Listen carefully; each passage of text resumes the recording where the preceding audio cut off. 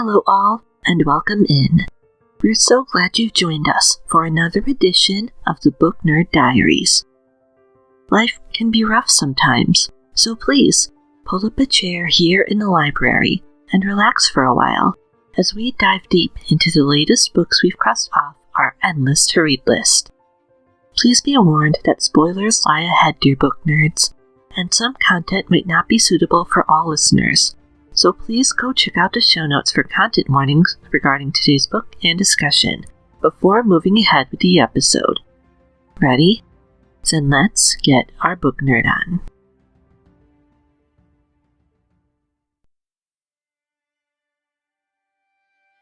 In the part of the world that we're located in, winters can be pretty brutal. Snow and ice can accumulate on the roads so quickly that driving anywhere can be incredibly dangerous, if not downright impossible. Temperatures can plummet to such lows that spending more than a few seconds outside can cause you not to be able to feel your face. As rough as winter can be, however, it can also be seen as a time of renewal. As the year comes to a close, families gather together to celebrate all that life has given them. Snow blankets the world, turning everything into a glittering white blank slate of possibility. The bracing cold weather outside makes it a perfect time of year to relax indoors by curling up under a blanket with your favorite book and your favorite warm drink in hand. If you're a kid, winter can have a particularly special meaning.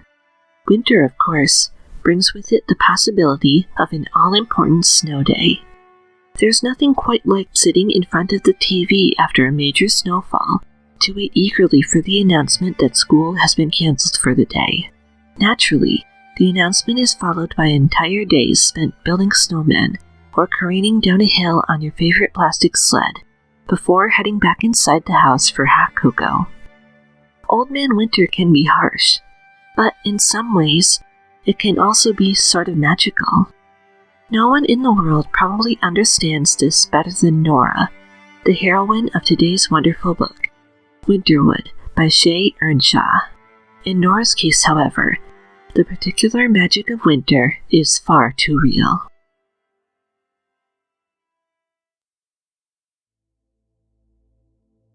As our book opens, we find that a boy has been reported missing.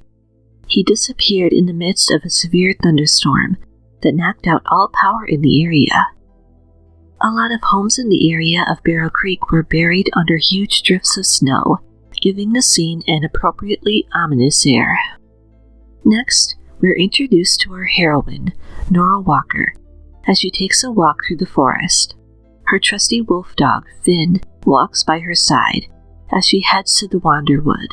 During the full moon, the Winterwood has the power to return what was lost, and Nora is hoping that it will help her find the boy who had gone missing from the nearby Jackjaw Camp for Wayward Boys.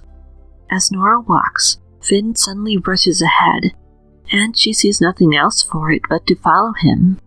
When she catches up with him, she finds that she has been led straight to the boy that she'd been looking for. The boy is thankfully alive and looks incredibly cold, so Nora decides to lead him back to her cabin. I really admire Nora's kindness in helping this boy without ever needing to think twice about it. I probably would have been more than a little wary of inviting a stranger into my house, but I can imagine that the circumstances are a little bit different here in Nora's case. This detail immediately shows that she is a very good soul, who believes in helping others whenever she can. When the pair gets back to the cabin, Nora immediately offers the boy, whose name we find out is Oliver, a warm cup of tea to drink.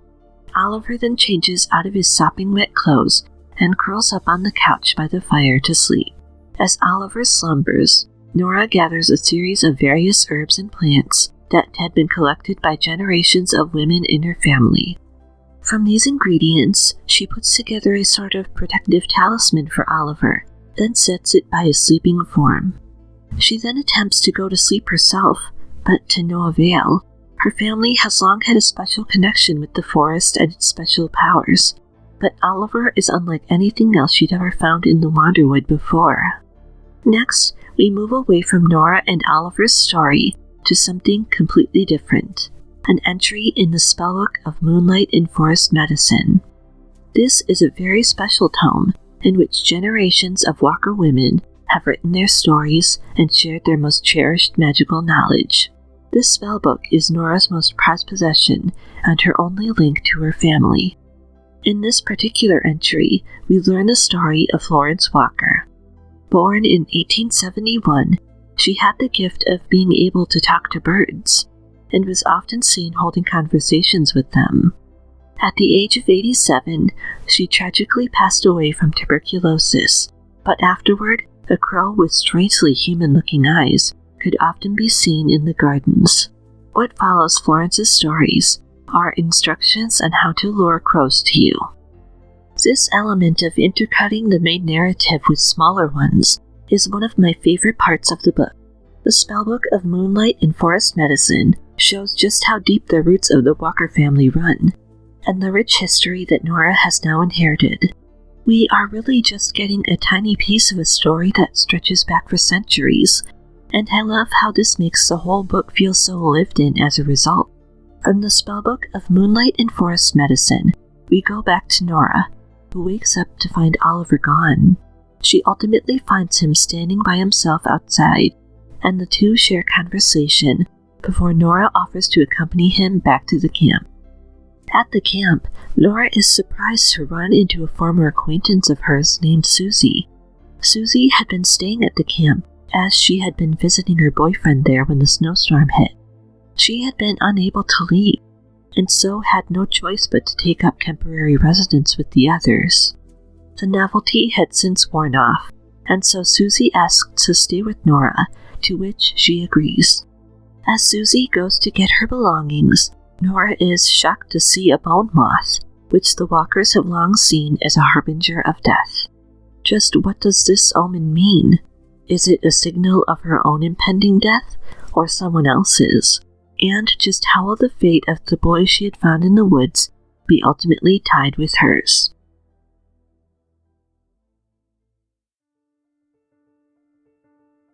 It looks like we need to step away for just a moment, dear book nerds. But worry not. We'll be right back after these very quick messages. Please don't go anywhere. Are you an author, fellow podcaster, or small business owner looking to spread the word about your product or service? Then let us help you. We offer a number of affordable monthly advertising packages in various price ranges. So if you'd like to hear your ad here in future episodes, please head on over to our page at ko-fi.com/bndpod and click on the shop tab to see what works best for you. Again, that's ko-fi.com/bndpod. Then click on the shop tab. We can't wait to work with you. I think that what first drew me to the book Winterwood by Shea Ernshaw is that forests are probably my favorite places on Earth. There's something truly magical about the unbroken feeling of timeless serenity they hold. Like when you're there, nothing else really exists. As you walk amongst the towering ancient groves of trees, you feel like you're part of a real-life fairy tale, and I think that this book encapsulates that indescribable feeling perfectly. I love that as you make your way through the story, you find multiple layers of narratives running through all at the same time. First, you see our protagonist Nora's unique relationship with the forest. She knows every single rock and blade of grass there like she knows the back of her own hand, and in return, it helps take care of her and returns to her what has been lost. Speaking of the lost, there's also the story of Oliver, the boy who Nora rescued. He had gone missing in the exact same time as another boy at the camp, and he cannot clearly remember what had happened before Nora found him in the forest. This leads Nora, and Oliver himself, to wonder whether he is truly someone to be trusted, or if he may in fact be a killer. As the two start to spend more time together, they start to grow closer, which makes Nora's trepidation all the stronger. She wants to get to the bottom of the mystery, find out who Oliver really is, but she's also afraid that she might not like what she finds. This air of mystery lends the book a classical whodunit vibe, that keeps you guessing from beginning to end. Besides unraveling the mystery of Oliver, however, there is also the mystery of Nora's own powers. All of the women in the Walker family displayed unique abilities that manifest in different ways and at different points in their lives. Nora is the only one out of centuries of Walker women to have not displayed such magical prowess, which makes her greatly doubt her place in her own family's vast story. Will her magic ever really reveal itself? Or what if it never really manifests at all? Shea Ernshaw drops so many enticing little questions like this throughout the story that makes it all the richer. You really want to know the answers, and sometimes the answers you get are ones you never could have expected. I adore that the readers are narratively rewarded for following the clues given, while throwing just enough curveballs to keep things interesting. Winterwood could easily be seen as a fantasy story, but really it blends a number of storytelling styles into one. In one part, it's a modern-day fairy tale set in a magical forest, complete with an exiled princess who is one with the animals and plants around them. On another hand, it's a murder mystery, with everyone on edge wondering if the person they trust most could be the killer. For good measure, it could also be considered a supernatural YA romance of sorts, with Oliver and Nora's relationship at the heart of it. Due to this unique blending of genres, people who might not typically go for fantasy fare might even find something to enjoy in it themselves. It's gritty, yet whimsical at the same time, and I ended up loving it far more than I thought I would. I must reiterate here, dear readers, that some elements of this book might not be for everyone, so please feel free to take a look at the content warnings in our show notes if you choose to give it a try for yourself.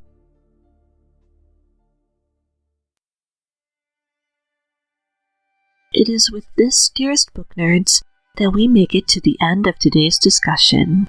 We absolutely love talking about books, and it's even more fun when we get to do it with you.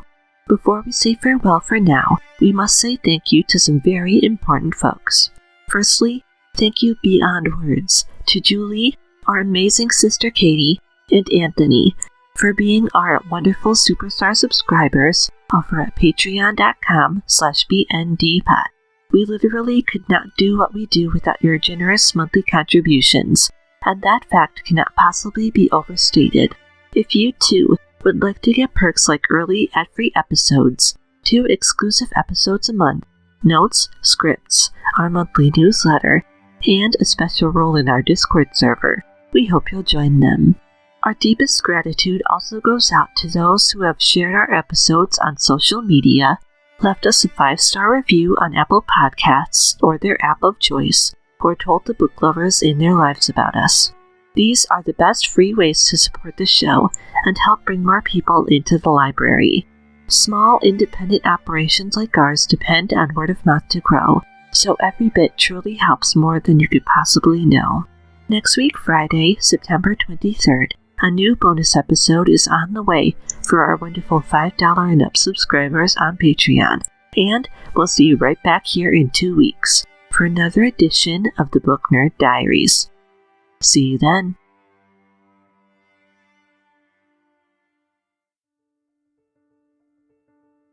The Book Nerd Diaries is written, edited, researched, and hosted by me, Amber Wiltgen.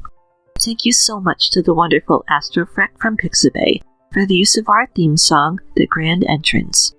All other music and sound effects you might have heard during this episode are also provided by the amazing folks of Pixabay, so please check out the show notes for full credits. If you'd like to keep the conversation going, please follow us on Instagram or Twitter at BNDpod, on Facebook at Book Nerd Diaries, or via our website at bndpod.wordpress.com. If you have any comments, questions, or ideas for future episodes to send my way, please feel free to drop us an email anytime at bndpod@gmail.com. I'd love to hear from you.